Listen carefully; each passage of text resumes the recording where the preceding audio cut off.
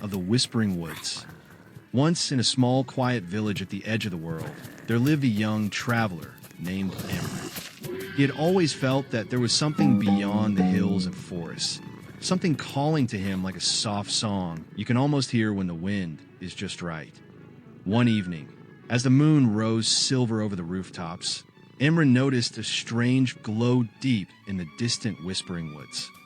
It was not the light of a lantern, nor the flicker of fire, but something softer, warmer.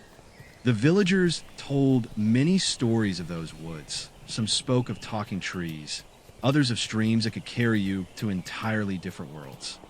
But the light was new. Emran, curious by nature, decided to follow it. He packed a small bag with bread, dried berries, and his father's old compass. The forest greeted him with a cool hush. The leaves whispered secrets to one another overhead, and every so often, a branch would sway even though there was no breeze.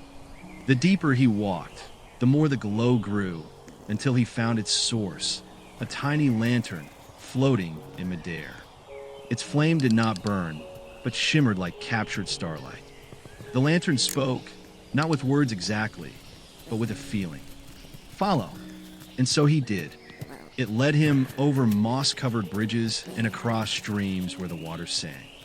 He passed through groves where the flowers only bloomed under moonlight, petals unfolding like sleepy sighs.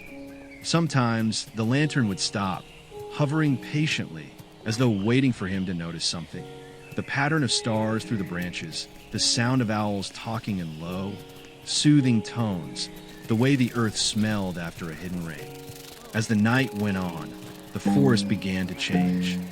The trees grew taller, their trunks like pillars holding up a ceiling of shimmering leaves.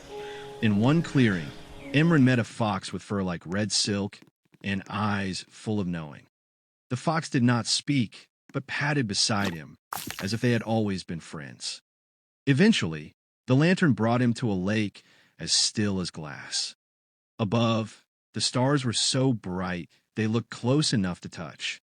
The lantern drifted onto the water and floated to the center, its glow spreading until the whole lake shimmered. Slowly, a bridge of light began to form, leading straight into the star's reflection. The fox glanced at Emran, then stepped forward, paws making no ripples.